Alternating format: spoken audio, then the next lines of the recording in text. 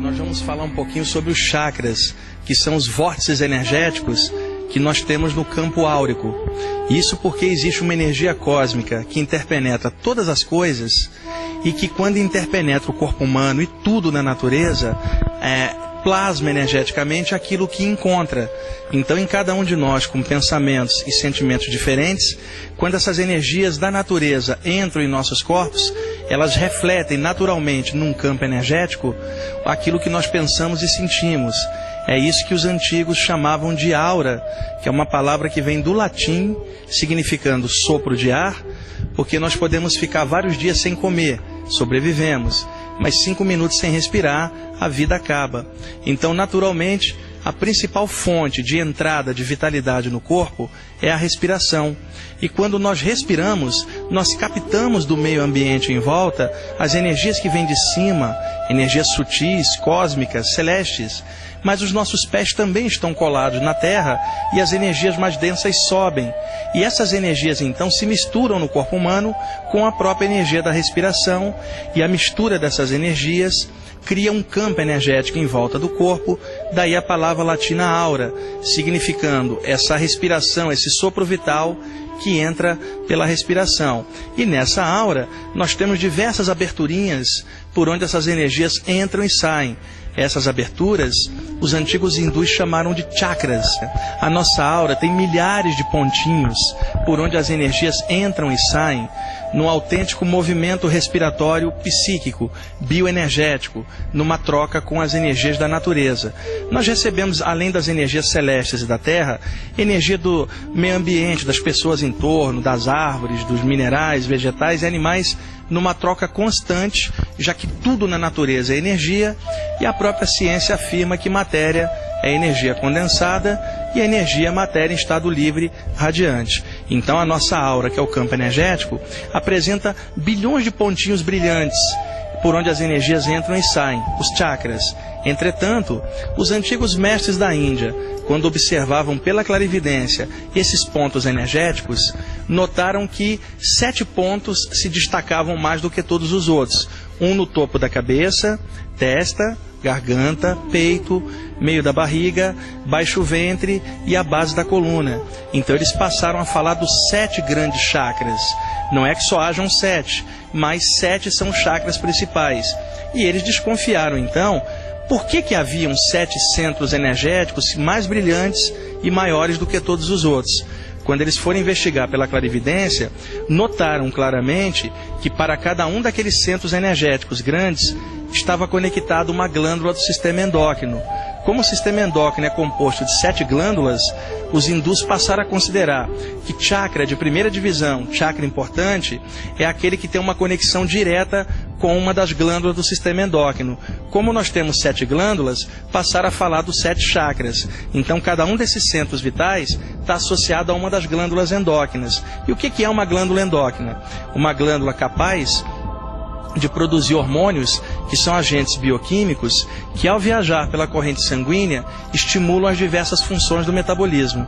Para cada uma das glândulas, nós temos um chakra grande correlacionado. 7 glândulas, portanto, 7 chakras. Por exemplo, nós temos chakras das palmas das mãos. São chakras secundários, chakras das pontas dos dedos, cotovelos, plantas dos pés. São todos chakras secundários porque não tem ligação direta com o sistema glandular. Então, a partir de agora, eu vou relatar para vocês e explicar rapidamente, de forma didática, as funções de cada um desses chakras e as suas ligações correspondentes com as glândulas.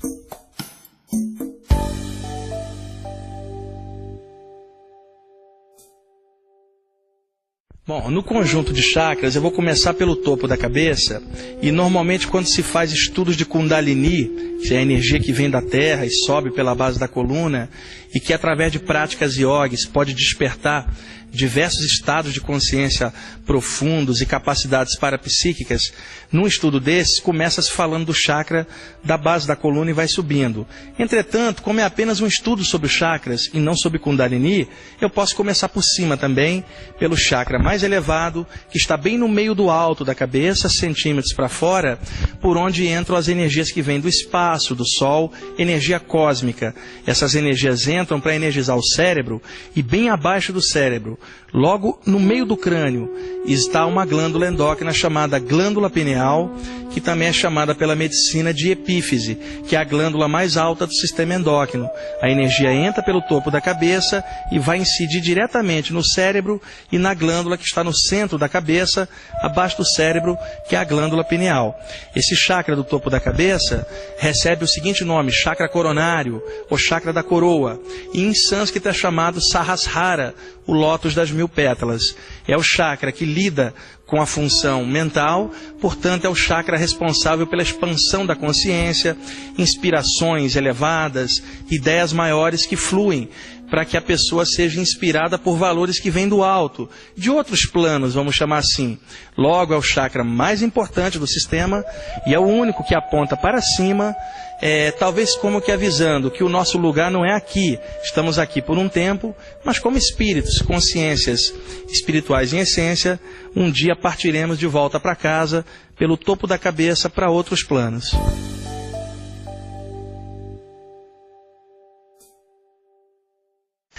O segundo chakra descendo é o chakra frontal, na altura da testa. O chakra frontal energiza os olhos, o canal nasal e também a glândula hipófise, que também é chamada de pituitária, que é a glândula de comando do sistema endócrino. Se eu puxar uma linha reta para cá, eu vou encontrar a glândula hipófise um pouco abaixo e à frente da glândula pineal, também embaixo do cérebro, no meio do crânio. Esse chakra é o responsável pela clarividência, pelo aprendizado, a observação das coisas, a intuição, e é um chakra que muita gente sente como uma pulsação luminosa na testa. Muitas vezes a pessoa se pergunta, poxa, eu não tenho nada aqui na testa que seja mole para pulsar, de onde vem essa pulsação? É justamente a pulsação desse chakra da testa, que é o mais simples de trabalhar, porque como está perto dos olhos, e o sentido da visão é um sentido que a gente usa muito, exceção do cego, e o cego utiliza muito o sentido do tato e da audição para compensar a falta de visão, e em nós que enxergamos normalmente, 90% da energia mental escapa pela visão. Então a tendência nossa ao fechar os olhos é trazer as imagens para uma tela mental frontal interna, justamente sob a ação do chakra frontal.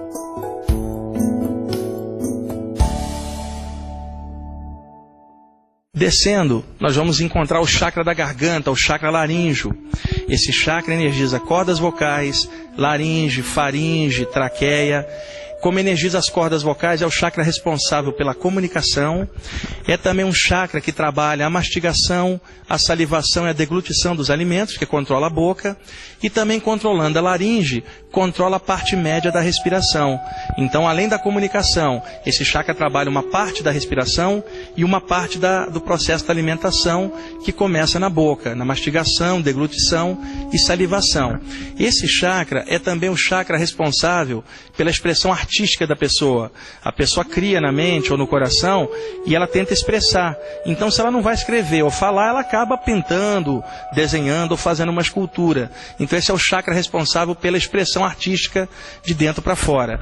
No caso de médiums que desenvolve a psicofonia, esse chakra é muito importante nas sessões mediúnicas e também importante para todas as pessoas que se comunicam, né, e têm a expressão artística correspondente. A glândula que está ligada ao chakra da garganta é a glândula tireoide, é a glândula de purificação e desintoxicação da corrente sanguínea.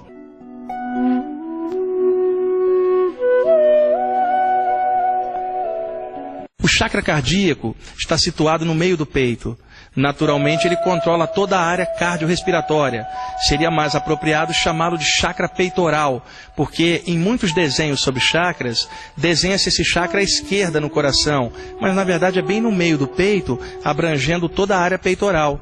Além de energizar o sistema cardiorrespiratório, energiza a glândula timo. E também é o canal de expressão de nós todos de sentimento.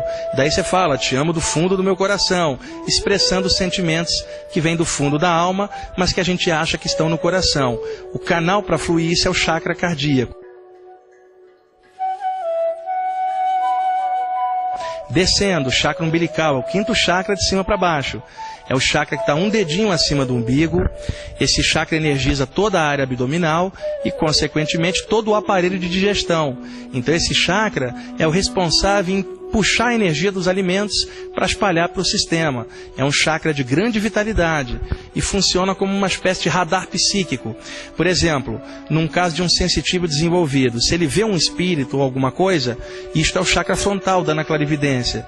Mas se ele apenas sente e fala, eu não estou vendo, mas estou sentindo, é o chakra umbilical, que é como se fosse um radar, é cego, ele sente por aproximação. Então esse é um chakra que é hipersensível em médiuns e sensitivos em geral.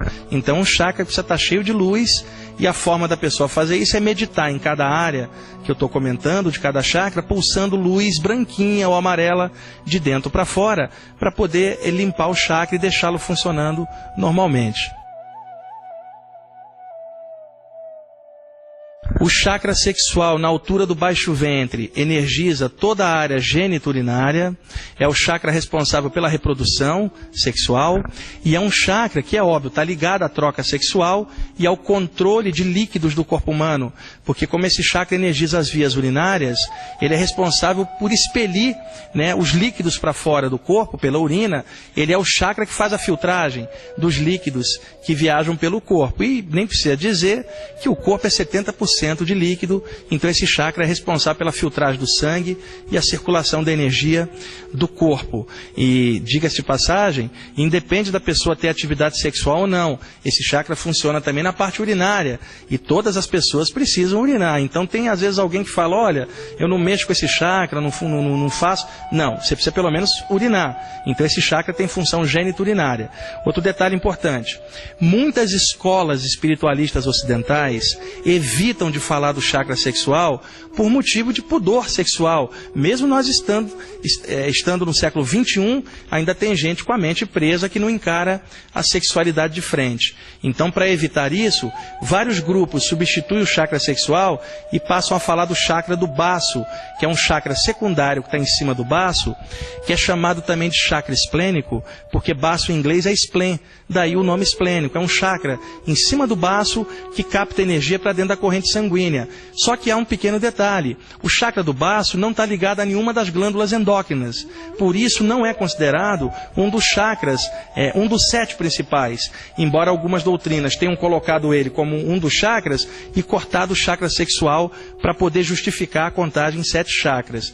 Por todo o Oriente, vocês vão ver livros falando do chakra sexual e não do baço. Então, dependendo do autor do livro que você lê, se fala por um prisma oriental, fala do chakra sexual e não fala do chakra do baço. Se o autor é ocidental e tem algum problema com a sexualidade, ele vai falar do chakra do baço para não ter que falar do chakra sexual, que ele não quer misturar com a parte espiritual, acha que uma coisa é separada da outra. Isso é um pequeno detalhe que todo estudante deve atentar a essa variação.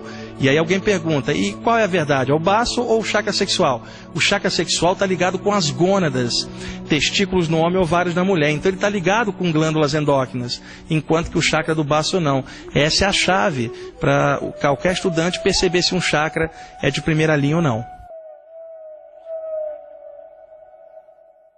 Finalmente, o chakra da base da coluna, que está situado na base do osso cóccix, na base da coluna. Sua extensão se abre na altura do períneo, entre a área genital e sexual, na direção da terra. Para quê? Captar energias que vêm de baixo para cima. É o único chakra que está para baixo, exatamente por isso. Capta energia, essa energia sobe pela coluna e na subida pelas costas, energiza 2 glândulas que estão sobre os rins, que são as glândulas suprarrenais. E as suprarrenais projetam dentro da corrente sanguínea o hormônio adrenalina, quando a pessoa está com medo ou quer enfrentar um perigo para reforçar o corpo. É o instinto de sobrevivência, a descarga de força a mais pela adrenalina feita pelas suprarrenais. Então, quando a energia sobe da base da coluna, ela pega as 2 glândulas suprarrenais em cima dos rins e aí equilibra o sistema da maneira que deve. Então essa é uma descrição bem didática, bem simples, dos 7 grandes chakras, e é claro que cada chakra desses poderíamos levar um tempão falando, mas o objetivo dessa pequena passagem de informação é só clarear um pouquinho para as pessoas sobre os chakras, e existem muitos livros bons que as pessoas podem pesquisar hoje em português sobre o tema. Eu espero que essa pequena explicação tenha sido útil para vocês, tá bom? Um grande abraço.